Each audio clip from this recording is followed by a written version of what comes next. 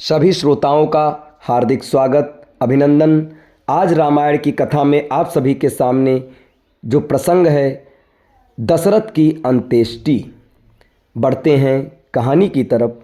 दूसरे दिन प्रातःकाल गुरु वशिष्ठ ने शोकाकुल भरत को धैर्य बंधाते हुए महाराज दशरथ की अंत्येष्टि करने के लिए प्रेरित किया।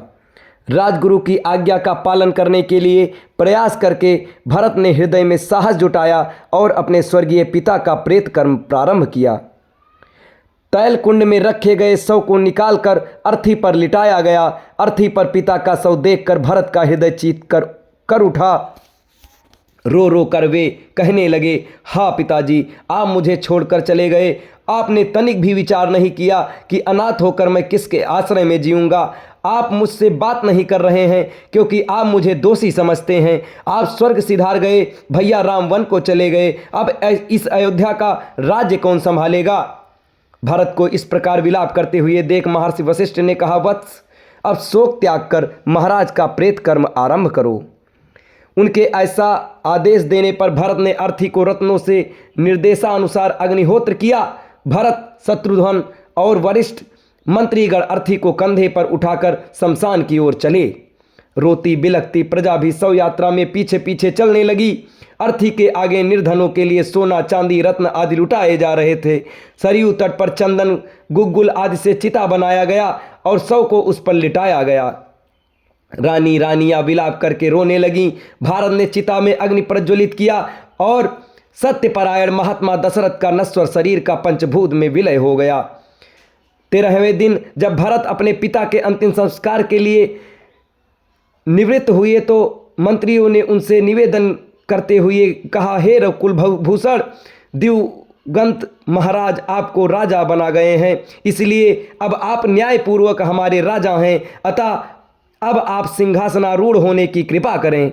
इस पर भरत बोले, सदा से रघुकुल की रीति रही है कि पिता के स्थान पर ज्येष्ठ पुत्र ही राजा होता है, इसलिए इस सिंहासन पर मेरा कोई अधिकार नहीं है। इस पर केवल धर्मात्मा राम का ही अधिकार है। मैंने निश्चय किया है कि मैं वन से राम को लौटा लाऊंगा। उनके स्थान पर मैं स्वयं 14 वर्ष पर्यंत वन में रहूंगा। अतः आप सभी तत्काल भैया राम को वापस लाने के लिए वन में जाने की तैयारी करें।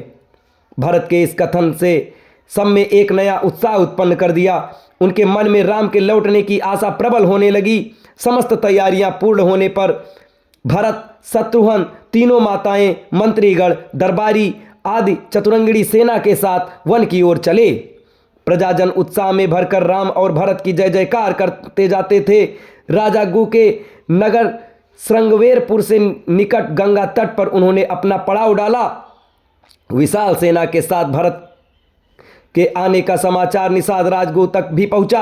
उन्होंने अपने सेनापतियों को बुलाकर कहा, सेनापतियों, आप लोगों को अच्छी प्रकार से विदित है कि रामचंद्र हमारे मित्र हैं। हमें ज्ञात नहीं है कि भरत किस उद्देश्य से सेना लेकर आए हैं।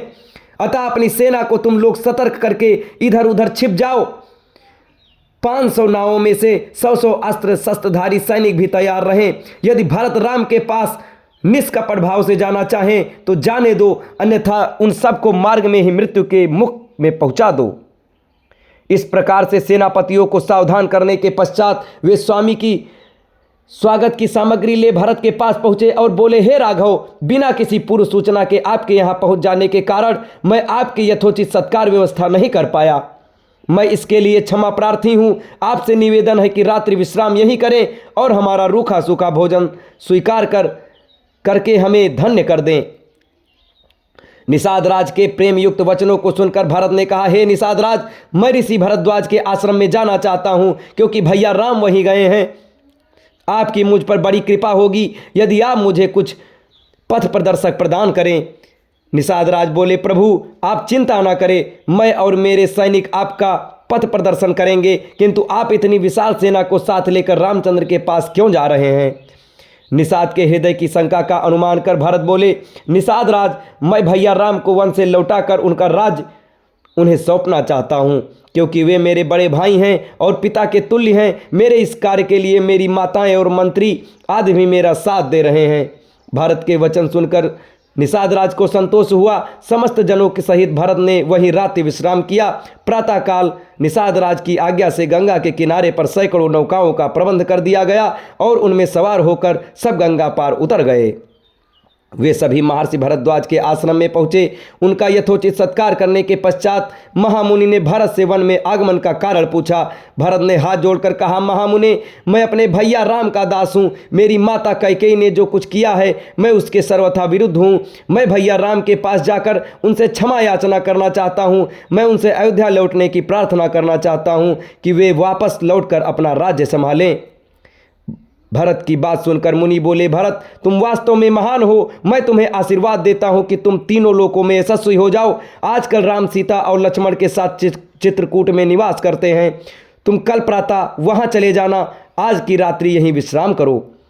प्रातःकाल जब चित्रकूट जाने के लिए भरत मुनि भरद्वाज से अनुमति लेने पहुंचे तो उन्होंने भरत को समझाते हुए कहा, भरत, तुम अपनी माता के प्रति दुराग्रह न रखना। इसमें उनका कोई दोष नहीं है। कैकेयी द्वारा किए गए कार्य में परमात्मा की प्रेरणा है ताकि वन में असुरों और राक्षसों का राम के हाथों विनाश हो सके। भरत अपनी माताओं एवं समस्त साथियों के साथ महर्षि से विदा लेकर चले और मंदाकिनी के तट पर पहुंचे। वहां ठहरकर भरत ने मंत्रियों से कहा, प्रतीत होता है कि भैया की कुटिया यहाँ कहीं निकट ही है। सेना को साथ लेकर आगे जाने से यहाँ बसे हुए आश्रमवासियों की शांति और तपस्या में बाधा पड़ेगी। इसलिए आगे मैं सेना के साथ नहीं जाना चाहता। अतः तुम गुप्तचरों को भेजकर राम की कुटिया का पता लगवाओ। मंत्रियों की आज्ञा पाकर चतुर गुप्तचर इस कार्य के लिए चल पड़े। अब इसके आगे की कथा आपको अगले वीडियो में बताया जाएगा। तब तक हमारे साथ बने रहें। धन्यवाद।